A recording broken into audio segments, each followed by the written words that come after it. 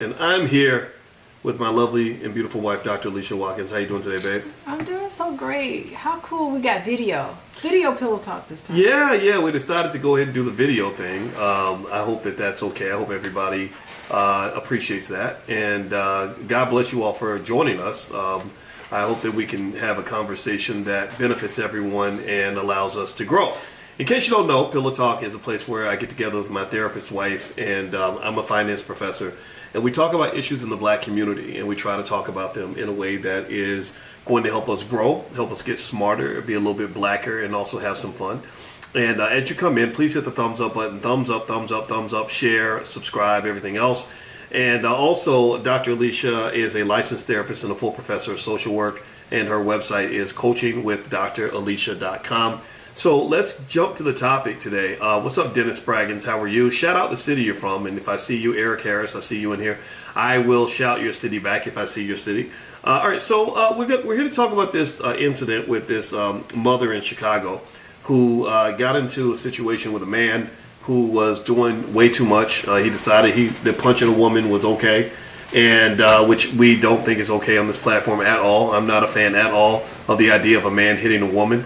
And lo and behold, she had a son, and her sons don't tend to enjoy watching their mothers get beat in public, and now he is no longer with us. So as my friend Willie D, he put up a meme about it. I don't know if he can meme someone's death. I think that's quite a bit, but he put it up, and it said, it had a picture of the man, and it said, "When you go out to get a burger and you come home with a pair of wings." So literally, I guess he's referencing the fact that he's now in heaven. He's no longer with us. And it all started because he decided to punch a black woman in public. So give me a yes if you have seen this story. Give me a yes if you've been following this and you have an opinion. Let me know. I see Philadelphia. We have Philadelphia in the room. New Jersey for Tisha Davis. Also a Syracuse University alum. Very nice. First time listening to the program. Welcome, Tisha. We hope that you will subscribe and keep coming back. Robert Christopher from Detroit in Chicago. Treese says, and let's start with Treese. Treese says he didn't have to. He wanted to, and he was probably scared. Okay, so you're talking about the son. Okay, so let's start with Treese. So Treese says that the son who came in with the gun. So this is what happened. In case you don't know, the son comes in with the gun and he decides to shoot this man. And there's mixed, conflicting statements. There is an allegation that the mother encouraged him to shoot this guy. There was also the allegation, which was reported in the media, that the son that the mother told the son, like, take him out. Don't just shoot him, kill him. Now, is that true or not? I don't know. That's why I use the word allegedly. But I'd be curious, Dr. Alicia, ma'am, black woman / therapist. What are your thoughts about all this? God, I mean, for me, it's been like an emotional roller coaster for me, because when I originally heard the story, the information that I heard was that she got into an altercation with a man. The mom got into an altercation with Jeremy at the hot dog stand, and texted her son to tell her son to come in and shoot this man. And immediately, I mean, my first reaction to that was like, oh my gosh, these parents that tell their children if something happens, come in guns blazing. Like, if somebody bothers you or somebody does something that you don't like, the first thing you do is just like retaliate in terms of physical violence. And I just remember thinking, like, we need to stop this, y'all, in our community. Like, we got to stop telling our kids to solve problems by fighting. Like, it's okay to be angry and it's okay to have conflict with other people, but to solve it by physical violence. Like, first I was thinking, okay, she got into an argument with some guy in a restaurant, and the response to an argument is to tell your child who's 14 years old, a minor, to pull out a gun and shoot this person dead. It was, it's not like Jeremy had a gun, and then she said, oh, this man has a gun, so I'm going to have my son come in with a gun who's 14 years old. He's a child, to come in and shoot. So that was my initial reaction, right? Until I saw the video. Did you see the video, boys? Yeah. Of Jeremy punching her in the face? Oh my I gosh. saw the video, and then my whole position changed. I was like, good grief. They had a physical, like, it looked like they were yelling at each other. And then all of a sudden he just like balls his fist up and he just punches her. It looked like he was gonna really injure her. Like his intention was to like do some big time damage. And I was like, oh, so now I get it. It wasn't like they just got into an argument and she got upset and had her son come and kill this man. And he was just like, it looked like he could have knocked her out. I mean, he was stole on her like like a grown man would be fighting against another grown person, another grown man. So that was those are my initial thoughts. I got more thoughts, but did you want to jump in there? Well, let me say this. Look, from the bigger picture standpoint, yeah, I think that there needs to be a conversation amongst those who care about the black community to talk about the emergence of what has been referred to as the husband's son. Because this also happened, if you remember, NBA star Ja Morant. Ja Morant got into a similar kind of incident where his mother was in an argument with a guy at Foot Locker and called her son, and her son shows up with his crew ready to whoop this dude, waiting to see when he gets off work and everything else. So, like, and that, obviously there's a natural instinct where the son wants to protect his mother. I know that if I was put in that situation, I'd be protecting my mother too. But I think the question that a lot of people were asking is, how do we even end up in a world where a 14-year-old has to decide to pull out a gun and shoot somebody in order to protect his mother? Where is his father? Where is her husband? Where are the men in the community? What was going on with all those people who were sitting inside this hamburger and didn't joint? break it up. Yeah, we're just sitting there watching. I mean, just sitting there watching. But a lot of that partly is driven by fear. I think that there's just like this fear, like, okay, if I get involved, then bad things are going to happen to me. Maybe this guy's in a gang, and I understand that, right? But it's just real. It's a real reflection of the deformity, the cultural deformity, if you want to use that term, the cultural deformity that has occurred in the black community, where you have just these awkward scenarios popping off where kids got to, pull out the strap when you just started ninth grade, Yeah, well, first of all, I also was thinking when I was listening before Jeremy punched the mom, I remember just thinking, why is she yelling at him in public? That was another thing. I'm just like, you're just going to get a hot dog, apparently. So I don't know, like, what led up to it. Maybe those were really good hot dogs. Man, that's a corny joke. People need their hot dogs, but I was just thinking, like, because I have been in situations in public where someone was rude to me, and usually I don't care because I don't know you. So I just let it go. Sometimes I just let it go because I'm there for my hot dog. I grab my hot dog and I go. So I don't know, like, she was really, from what I saw from the video, I mean, she was really yelling at him at the top of her lungs. Like, she was really kind of arguing, and she just reminded me of, like, not all of us, but sometimes we as black women, we can get all mad and just start, just yelling and being belligerent. We can be very cruel with our words. And I remember just thinking, I would not, if I was putting myself in her position, like, first of all, I wouldn't be arguing with anybody in public, especially somebody I don't know on the south side of Chicago. I just would not even strike up an argument with someone. So that was the first thing.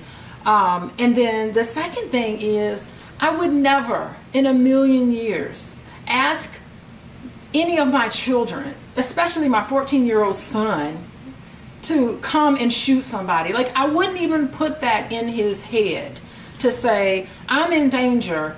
Don't call the police. Don't call Uncle so-and-so. Don't call, cousin so-and-so to come. You come with your gun and you shoot this man to death.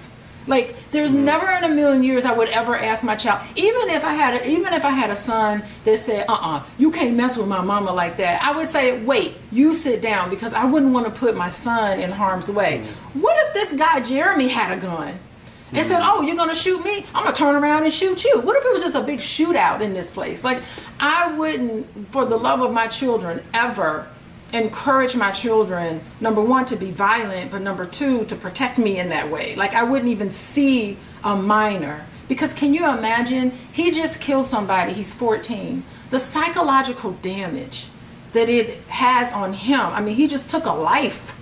Like, that's something to me that's very serious, and I would never ask a child, even though 14-year-olds can be really big, mentally and psychologically, they're children still.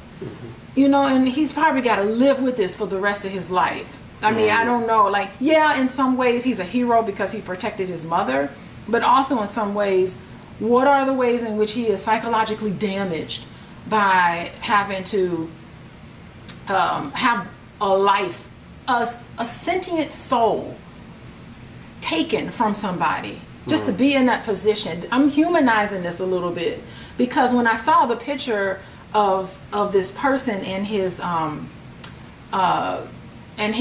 children, he's got a set of twins. Like, you know, that humanized the whole experience, and I just think that there's better ways to deal with conflict than shooting and killing somebody and thinking that that's what you have to do. Like, look at those little girls. Well, by the way, everybody, my name is Dr. Boyce Watkins. You're watching Pillow Talk with Dr. Boyce and Dr. Alicia Watkins, and my wife is Dr. Alicia. And Dr. Alicia is a licensed therapist and a full professor of social work, also a certified trauma specialist, which I'm actually going to ask you about in a second. But I also want to tell everybody that Dr. Alicia is doing a virtual wellness retreat.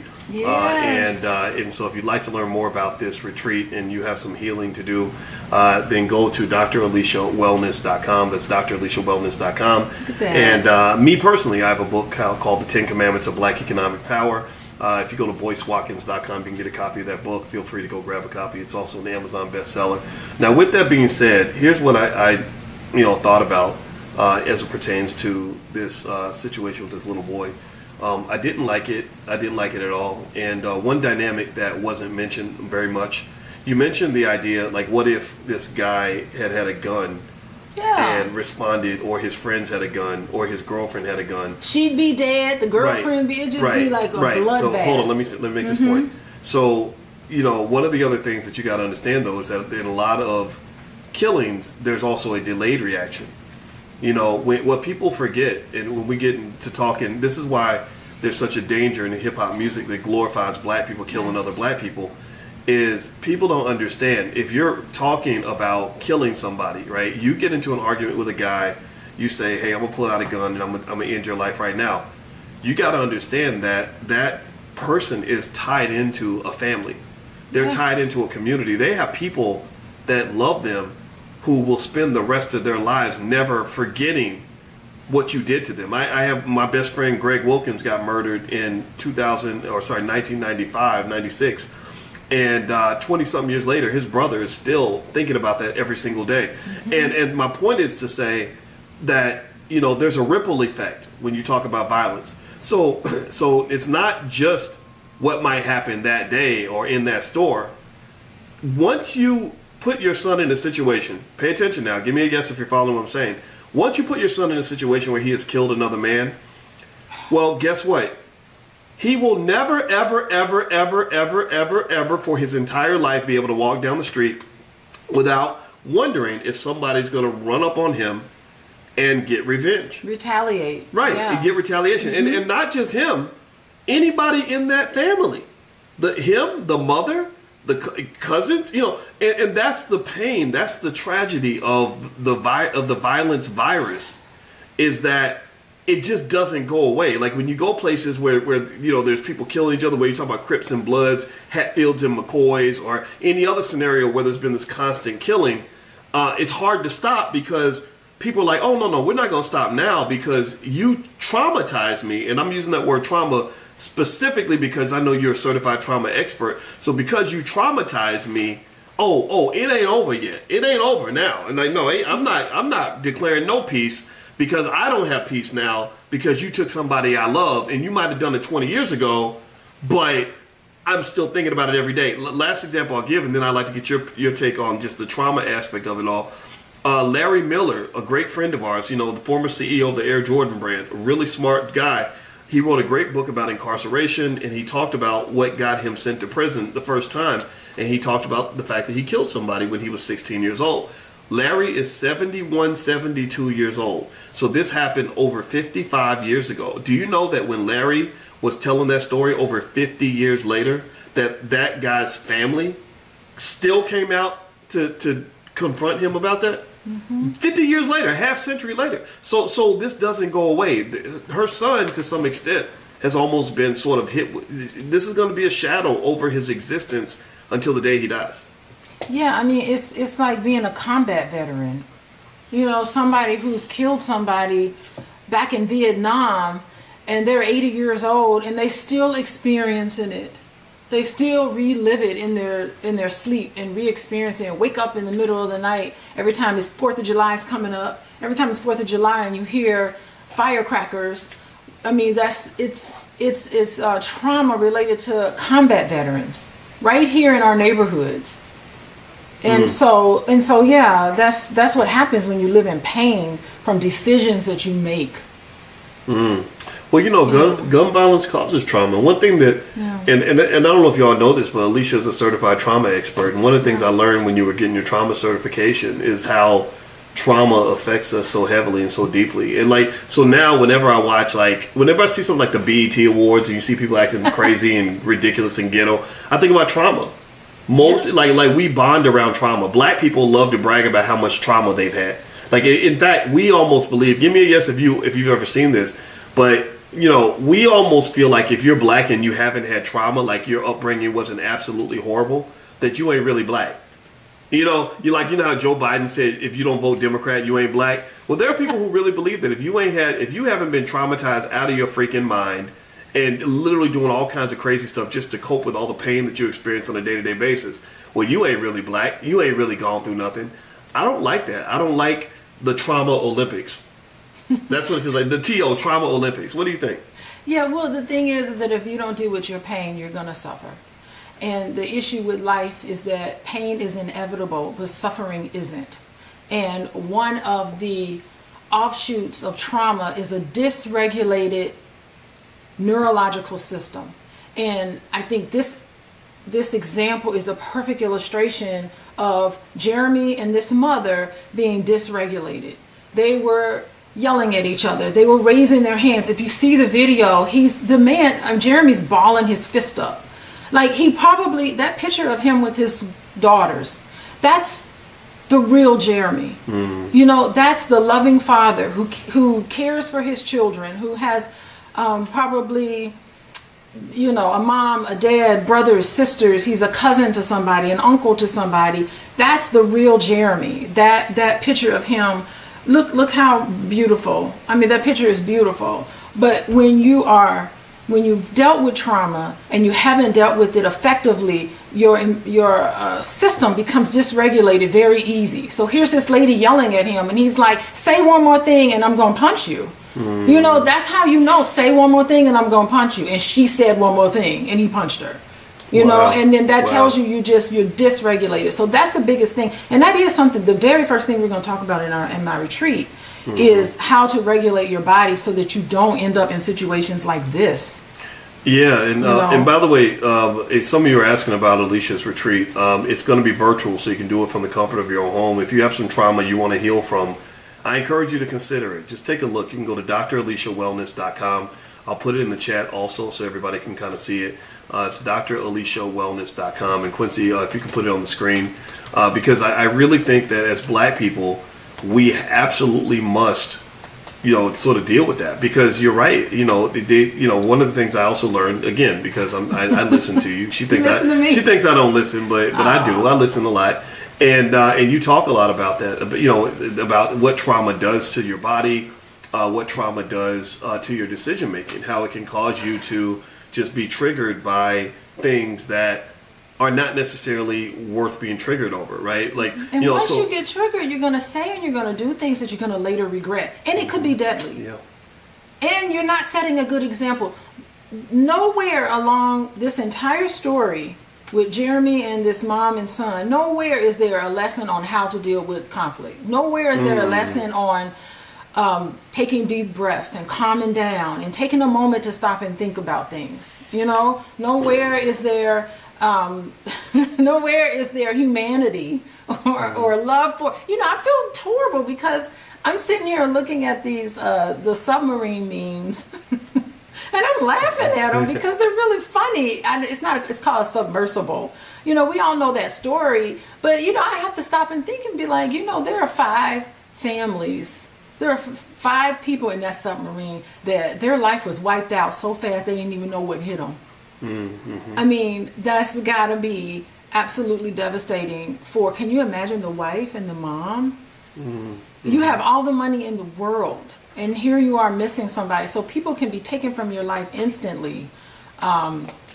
And so that's something that we just need to think about, the humanity of it. Well, I went to my Instagram. My Instagram is the real Boyce Watkins, and and I don't know if Quincy could pull the Instagram up on the screen by chance, but it's the real Boyce Watkins, and I put up a story about the prosecutors dropping the charges against the mom, and effectively the charges were dropped.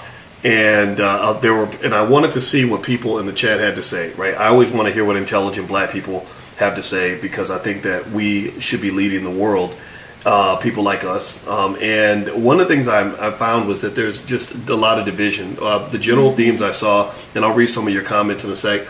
The general theme that I saw is that there are a lot of people who don't have a lot of sympathy for this guy who got killed. There are a lot of people are like, look, you're punching this lady in the head. This is crazy. This is ridiculous. But then I would hear people talk about the fact that, think about this, because you don't have any real men around, you have to rely on a 14-year-old boy to do a man's job. I'm like, so where's the daddy? Where's the husband? Where are the men in the community? Where are the men that are going to say, no, bro, look, son, you step back. We're going to handle this. That's not there. And this is a chronic issue in the community. And then and then there was debate about what happened after, right? There's some people who say, well, the mother was egging him on. The mother told him to do this, told him to do that. But then there are people saying, no, that's not true. That's not true. That's all fake news. That's fake news, right? And then I heard another conspiracy theory that the mother did it deliberately. She egged him on because she really wanted to kill him anyway, so she got him in. And that's what I'm noticing is that people have their preconceived beliefs, and they'll see the same thing everybody else will see, and they'll kind of come away with their own interpretation based on their pre-existing value system. So, for example, I'll read a couple comments, and then I'd like to get your thoughts on these. So, I'm Black and I say so. This sister comments a lot. She says, I'm glad the charges were dropped. He beat that woman like she was a grown man. Coco Cinderella says, evidence came out that the mother did not serve those kinds of messages to her son. So she's saying that's what the evidence came out. I didn't see any evidence of that. No, I didn't either. All right, I didn't see that. But so that, to me, makes me wonder, is that what you believe? That's the quote-unquote emerging evidence that was cited by prosecutors that the mother really didn't egg her son on and that she was really in complete self-defense. I don't know if that's a possibility. Chef Sean says she need to stay off camera and move. I don't get that. Let's see here. Chef Maybe Sean because of retaliation. Okay. Maybe. Well, Chef Sean says you're supposed to neutralize. Dude could have been going to get a gun out of the car. Cops shot you. They're not allowing you to go to your car. Okay. Let's see here. A lot of people are happy that the charges were dropped. Give me a yes if you're happy that the charges are dropped. And then I'm reading one last comment, and then I want your take on it, babe. Let's see. Fear None, a big cat, says, great. I'm happy for the mother and son. She didn't keep telling him to shoot. Again, I haven't seen any evidence of that, so I don't know if that's his belief or what. He says, I'm glad they are free, and F the dude, right? He used to put his hands on his own mom, put hands on his girlfriend plenty of times also, and damn near killed her. Okay. So good he's gone. So he's glad that the guy, he feels like the guy got what he had coming. What are your thoughts on just all of this? Yeah, well, you said they needed to have a real man, a man's job. You talked about a man's job. Yes. A man's job. A man's job is not to shoot people. Okay. That's not a man to me. Sometimes it could be. No, that's not a man. If somebody gotta get shot, the man should do it. Don't you agree? I mean, if someone must be shot, I mean, put it this way: if someone is in our house that needs to be shot, I'm going to do it. I'm not going to allow you to do it. I'm not going to allow the girls to do it. I'm not going to allow Quincy to put himself in that situation. I'm going to say, I'm 52. I've lived a good life. Let me go in here and handle this. Why? Because Why that's do you my have job. to shoot? That's the thing. It's not. I think we need to step away from a man's job is to come in and kill people and fight with people. It's not to kill people. It's to defend and protect. No, a man's job, I mean, that's fine. I'm not saying that. But what I'm saying is that a man's job is to neutralize it. Okay. You know, a real man comes in and says, hey, breaks it up. A real man breaks it up. A real man sees that there are two people having an argument and a fight, and it could easily escalate, and they're dysregulated individuals, and they step in and they break it up. Mm-hmm. To me, that's what a man does. A man, because it's like two children fighting. When you get into that dysregulated stage, you resort back to childlike ways.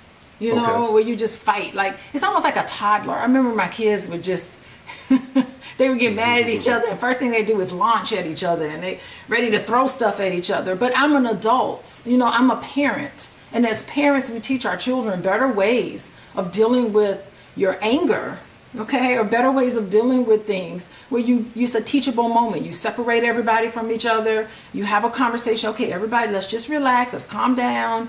You know, let's handle this in a way where it's peaceful. That's a real man.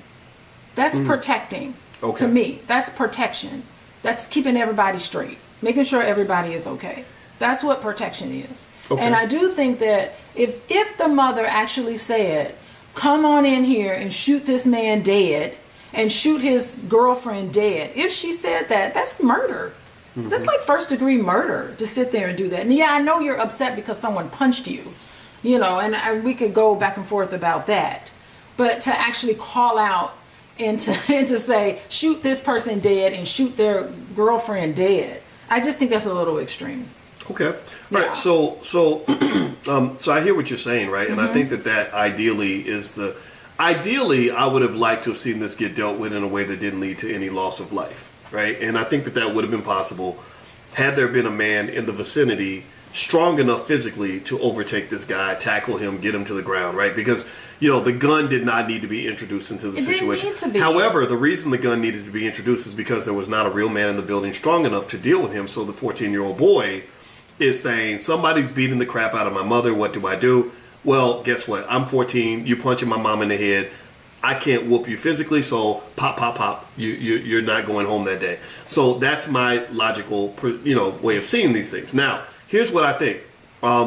I think that what you're saying is correct in the sense that the goal in the black community is to minimize the violence. You know, nobody. I mean, none of it should have happened. You know, don't start, none, it won't be none. There should not. It should never have gotten to that point in the first place. Because think about. Well, here's what happened. You had yelling that turned into punching that turned into gunshots. So you got to go back to the beginning and say, what trauma, what triggers caused the yelling in the first place. Because there are a lot of people who could be in that very same situation. And this is really important to understand. This is why everybody in here, if you had as much trauma as I did growing up, you should get some help. Heal yourself, get some therapy. Because there are a lot of people who could have been in that very same situation at the hot dog stand, pissed off because the hot dog didn't get there on time, or somebody cut in line, and all that yelling and that crazy ghetto behavior wouldn't have even happened. There wouldn't be any screaming back and forth. And it wouldn't even got to the point of, say one more thing and I'm going to punch you.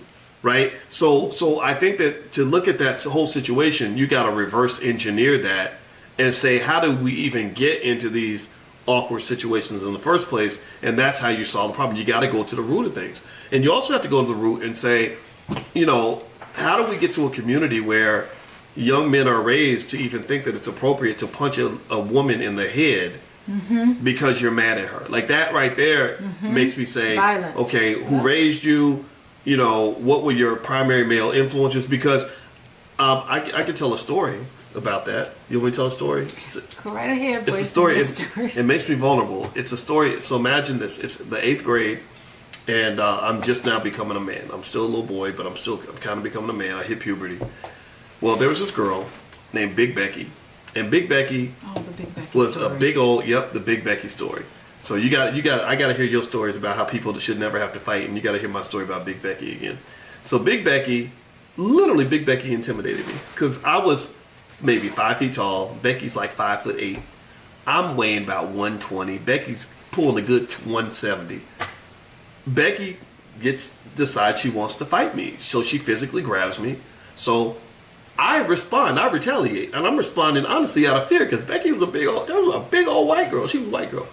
And so I just start fighting back without realizing that I was becoming a man. So I was hitting that stage in life where boys become stronger than girls. Before that, y'all know what I'm talking about. Anybody remember that? Remember the time where the girls could beat up the boys, and then you get about 12 and then everything changes and the boys are suddenly gaining muscles and the girls are like crying all the time because they're starting to have their menstrual cycles and stuff. Right? That's just kind of how I remembered it. So I start fighting Big Becky, and eventually I start winning the fight. I put her in the headlock and I'm hitting her in the head, whatever. And then, you know what happened was, after the fight was over, Becky goes over to her corner, I go to mine, and I'm thinking, yeah, I'll whoop that dude's ass, right? That's what I'm thinking in my head, right? And I'll see Becky over there crying. And I was like, you're not supposed to cry. Like, dudes don't cry. Like, what are you doing? You know, and that's when I realized, oh, Becky's a girl, right? And even though she attacked me first, and I thought I was justified, I went home and I shared that story with my father. And you know what my father told me is he said, hitting on women is a very bad habit to get into. He said, you should not hit a woman. And that at 12 was the first time I learned that. And I don't know if this is an embarrassing story or not, but it's me trying to be as honest as possible in terms of referencing how manhood kind of occurs and how you have these experiences that educate and inform you. And from that moment on, I never felt it was appropriate to hit a woman. So I'm wondering if this kid, I bet you this guy who was punching this lady, I wonder if he had a father, if he had one that was around. I don't know what kind of father he was. I wonder if he ever had that kind of conversation with his son. That's my point. I doubt it, because you're on national TV punching a lady in the head because she argued with you over a hot dog. What do you think? You know, it's thank you for sharing that story, Boyce. You're welcome. I'm sure Becky with the good hair. She didn't have no good hair. Learned a lesson. She looked like Shrek to me at the time. Yeah, you know, isn't it interesting this happened at a hot dog stand? Like, this doesn't happen at vegan restaurants.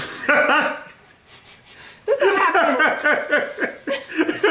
Eat your That is vegetables. so true. We ever eat hot dogs and ham hocks and fried chicken, and you're right. You're right. There was somebody who talked about that. You know, we got a lot of people. Nobody should be eating hot dogs. Well, you know, there's a lot of people in our space, like Juiced Up Reese and other people, who can point to the fact that a lot of the crazy behavior you see in the black community can be linked to the food that we eat. The food, yeah. Yeah, I used to think that was for this food. Oh my gosh. What hot dog was it? Nate's hot dog? I have no. I don't think it was Nate's hot dog. I don't know. It's nothing like a Polar sausage though on a hot Chicago night. Yeah, I just don't. I just tend to stay away from hot dogs. Period. Yeah, hot dogs are really bad.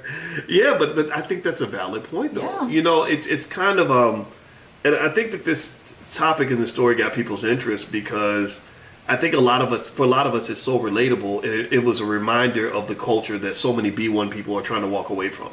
You know, like how many of you? I'm serious. Give me a yes in the chat if you grew up seeing stuff like this happen and you made a conscious decision to walk away from it because you felt like it was some kind of generational curse and you wanted to move on and do better. You know, because it's not like we haven't seen weird stuff like that happen. And if you live in Chicago, you see something crazy like this happen every week. Just something that's just a symptom of dysfunction, broken families, the economic struggle, the racial oppression. You know, and a lot of it links back to systems. Something very basic like when they sent all the gang leaders away to prison. Now the gangs changed in terms of how they operate. Like women and children are not off limits anymore. You know, they don't. There's no code. There's right. No street there's no code no anymore. code on the street. Mm-hmm. Yeah. Yeah. So, you know, so by the way, everybody, you're watching Pillow Talk with Dr. Boyce and Dr. Alicia. I should make sure I tell you guys that. This is my wife, Dr. Alicia Watkins. She's a social work professor and also a licensed therapist. Her website is coachingwithdralicia.com. She sees clients on an individual and group basis. So if you have a family that could use some help or a relationship or anything that could use a little therapy, feel free to go to coachingwithdralicia.com. That's coachingwithdralicia.com. Also, she's hosting a wellness retreat that's virtual. So if you'd like to join her wellness retreat, just go to draliciawellness.com. All right, so one more thing I wanted to mention was Nicki Minaj.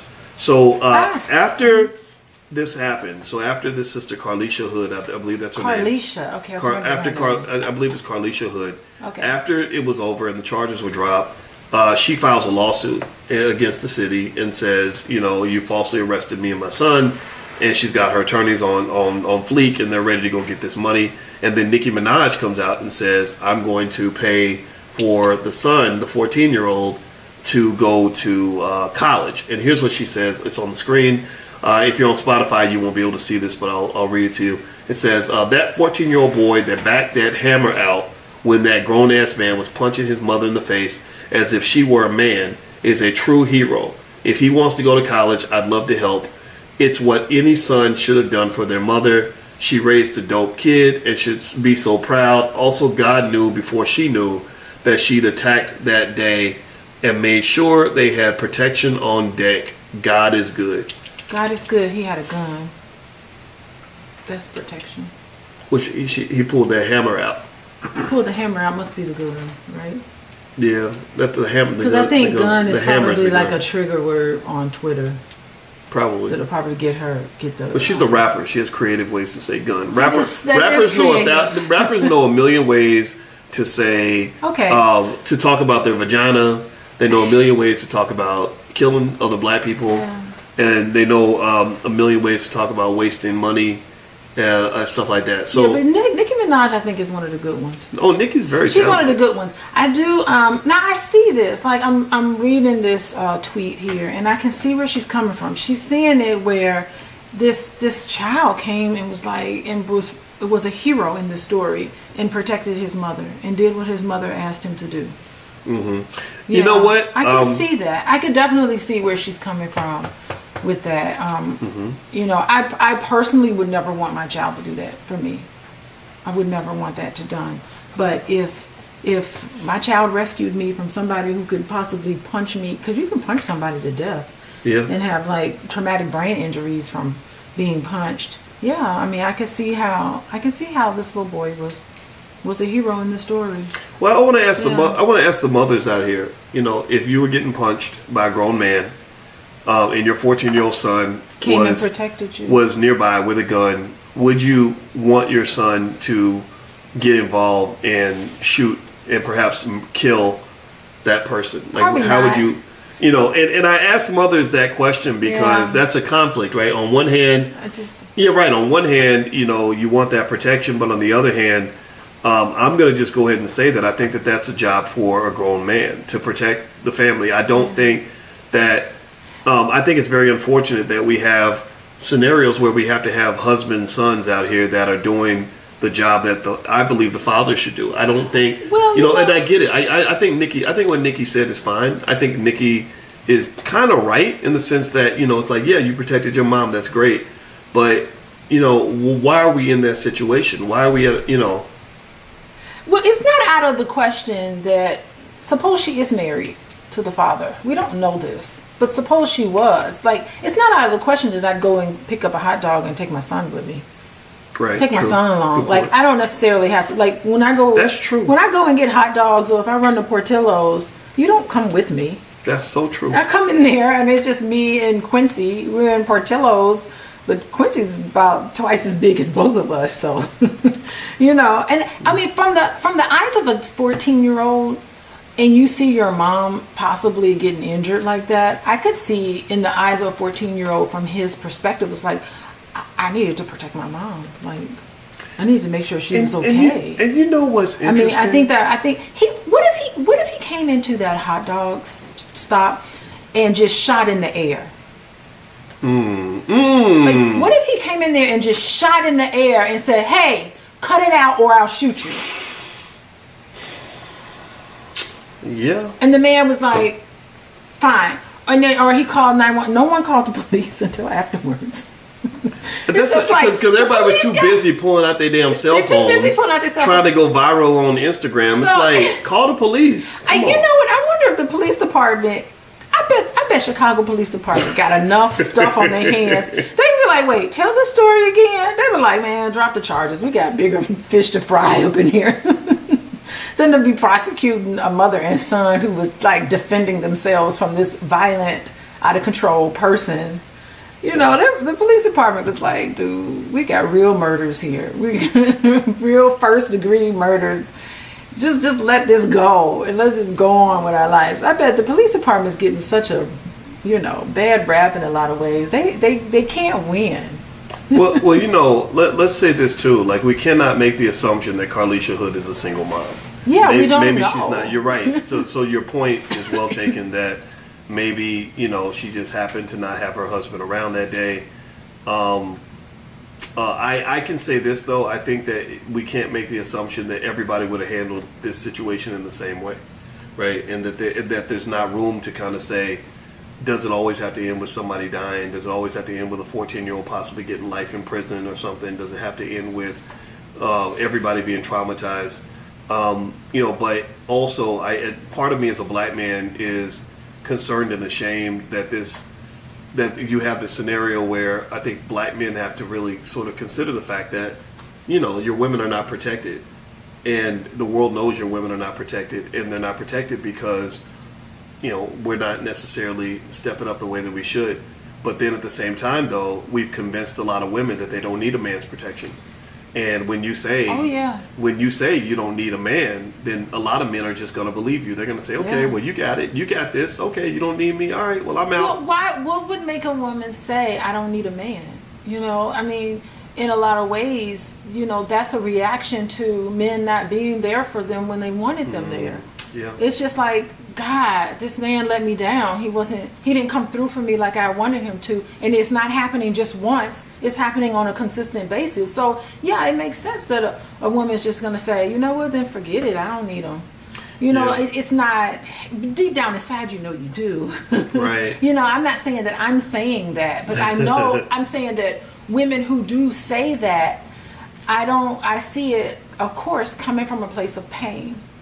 It is. That's what you say when you've been in pain because someone you thought you rest for sure. You trusted somebody and you shouldn't have trusted them. Mm-hmm. Nothing hurts more than to trust somebody and then they just betray your trust and you're just like, ow. I don't need no man. It's sad. Well, babe, I need you. I need you because you made those tacos today, and I can't make tacos by myself. You can make tacos, Boyce. I cannot make tacos by myself. I could try to You're figure not it out, dependent on but me it would for be tacos. completely unnatural for me to make tacos for the children. No. The children would not survive with my cooking. So yeah, I'm gonna say one thing, Boyce. I think you need to let go. I don't know. I mean, I don't know if now's the time to dive into that, but I don't know who told you. I'm in trouble now. Who gave you a message that men can't cook? I didn't say no. I did not say men can't cook. I said I can't cook. Yes, you can. I don't want to cook. You don't remember? Okay, I'm sure you. I'm sure you could fix the roof, but do you want to climb on the roof? No. Okay. No, you don't. I'll tell you one thing. I know you don't want to climb on the roof. Well, that's why I make a bunch of money so I can pay somebody to do it. Here's the thing, though, Boyce. Don't you remember cooking me breakfast in the morning? I did do that. You used to cook me breakfast? About 3 years ago, I made you some French toast. And it was damn good. Oh, no. It was damn good. You cooked me French toast several times. Yes. You've made bacon and eggs. I have. You've made a full course breakfast. Am I calling you out now? I can throw down with some bacon, eggs, and French toast. Don't ask me for nothing else. But the thing don't ask me for no fish sticks. Don't ask me for no steak dinner. Anyway, let's circle back. I want to challenge. Okay. I don't know if now's the time. No, it's not. For me to challenge. It's not the time. Your definition of what manhood is. I don't need my definition of manhood challenged. I'm challenging it because you're a great nurturer. Mm-hmm. You're really good at cooking when you cook. Right. And when you clean up behind yourself, that's really cool. I love that. I love when you clean up behind yourself. I really appreciate it. Absolutely. So you do a lot of things. You're very creative, and in order to be creative, you have to step into. Well, Surgeon General is saying your feminine. Surgeon General is saying that you're showing me who runs the house. Listen, Surgeon General. People like Surgeon General have this sort of mindset where relationships are all about power and control. So he's looking at it. He's looking at our discussion through the eyes of power and control, and he's saying, "Who's in control there?" And that's his lens. But Surgeon General can have his lens. Well, what helps me is I don't need to control other people. I don't need to control women. I don't need to control anybody. I just want to control me. So where I stand is I get only time I get my back straightens out is when I feel like someone is telling me what to do. But I think that men who feel like they're going to just tell women what to do, I don't think that's necessary. I think that you can move in your masculine energy and do what you got to do, and it doesn't have to be oppressive to other people. No, what I was going to say. I hear that, but what I was going to say is that I find you to be very creative. You wrote this book. You create all these courses. You create these flashcards. You create your ideas are amazing. And in order to do that, you have to step into your femininity a little bit. Well, I think we can learn from women. Absolutely. You're in touch with I would say feelings. every smart man out here should listen to it. Now, let's not talk about me though. Let's talk about the topic. Let's get back to the topic. I want to use that as an illustration though, for everybody to think that they have to adhere to these preconstructed areas of which, men have to only do this, never cook. Always do this, just pay the bills, and that's it. Right. And I think we need to look at that again. Well, I think that people should do what they want to do. That's where I stand. Like do what you want. If as a man you have a definition of what men do, then that's your right. As a woman, same thing. The question, I don't think there's limitations on what you can do. Like, sure, if I wanted to change diapers, I know I could do that. But I don't like diapers; they stink. So I would prefer somebody else do it, right? So I think that people have a right to decide which direction they want to go, and I don't think anybody should be telling people, "Well, you're a man. This is what you should be doing." Exactly. This is what you should be doing. Yeah, right, that's what right, I was saying. Right. Make your own rules. That's what I tell everybody. Make your own damn rules and make sure you're happy with it, and be careful. Don't let anybody impede on that right that you have fundamentally to be who you want. The same way women have a right to be themselves, I think men do too. So anyway, let's get back to let's jump back to the topic. There's one thing I want to go ahead. One more point. Then we're gonna get back to the topic. I don't want to talk about me. You do not like me talking about this. I do not like talking about me. And, go ahead. But I want to talk about it because I think it's a wonderful illustration, and I think the key, and I'm not even just talking about us, but I think the key is it working for your relationship? Because I look at, and the reason why I'm on this tip is because I work with couples all the time, right? And you have, the wife is working, the husband is working. Both people are working. So when you come home from working all day long, you have to share the responsibilities in the house, right? You can't just have one person doing everything. And it's usually the mother or the wife that's doing everything once they come home. So if you come home from work, you have to share in that load too. And that's what I was saying, that I think that as a lot of statistics are showing, is that black men are stepping up and they're taking on cooking, they're taking on cleaning, they're sharing the household load. And guess what? Those relationships are healthy.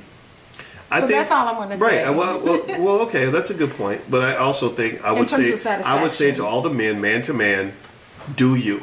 That's it. Do you. Don't let women tell you what you're supposed to do as a man. Don't let other men, because you got other men, you got stupid men that'll tell men stupid things about manhood. So don't let anybody tell you what it means to be a man. You figure out what works for you and stick with that. That's my belief.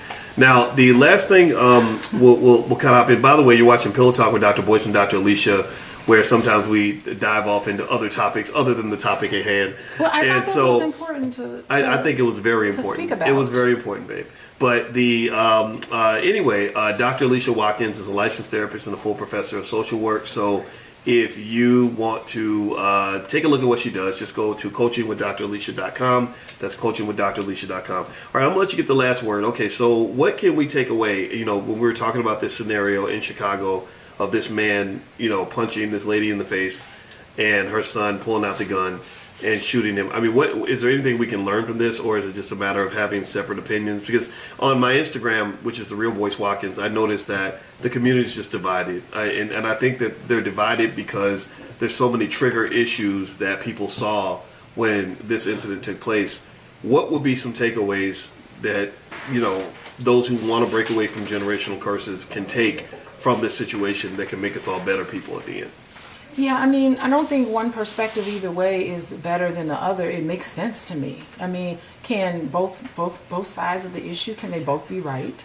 Does it have to be one or the other? I think True. the perspective just makes sense to me. Yeah, it makes sense that someone's beating your mom up and you want to come and protect your mother. Yeah, it makes sense that here's this lady yelling at you, screaming at you like you a little boy in a hot dog stand, and you just lose your shit and like say one more thing and I'm gonna punch you in the face and you just lose it. Like that kind of makes sense, although it's not the right thing to do. It's definitely not the right thing to shoot somebody dead. You know, it's all around. You have just a lot of pain and a lot of hurt all around. It's unfortunate that adults can't talk to each other and interact with each other in a way that's peaceful. These are black people. These are black people just going to pick up a hot dog on a hot summer day, and then they get into an altercation. Like, just get your hot dog and go, live your life. You have to get sucked into an argument. And I think that the biggest takeaway is learn how to regulate your nervous system. How do you react when you're triggered? What are your triggers? Figure out what they are and have a plan to work on. Do some meditation, do some running, do some long distance running along the lake. Don't pass by the hot dog stand and go to the vegan stand. I mean, there's so many lessons to be learned here because a soul was taken away from us. And souls were affected. Everybody related to this story, everybody in that store that witnessed this and saw this happen, they are all going to be affected for the rest of their life by this traumatic event.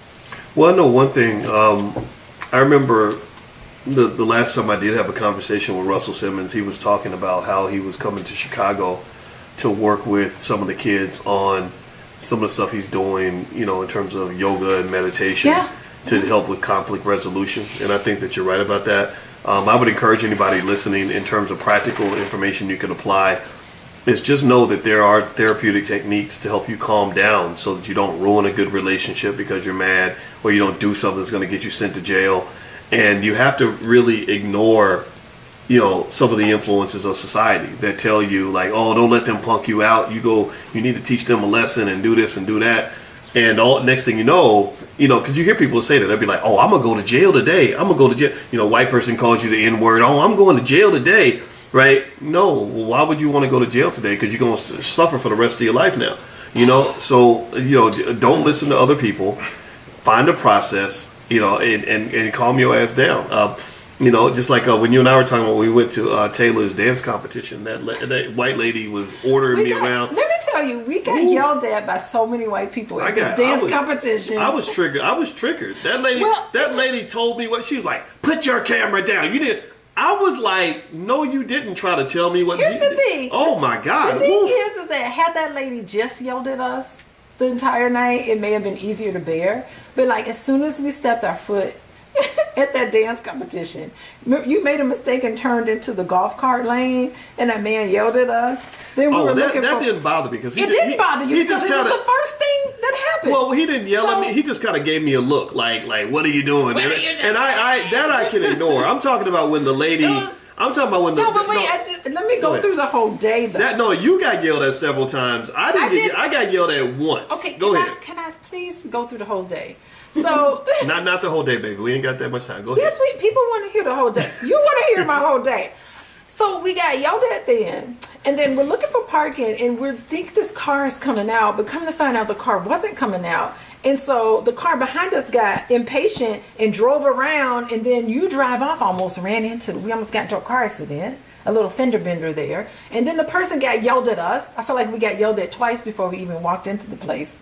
Then we get in there and it's super duper crowded, and we find our people.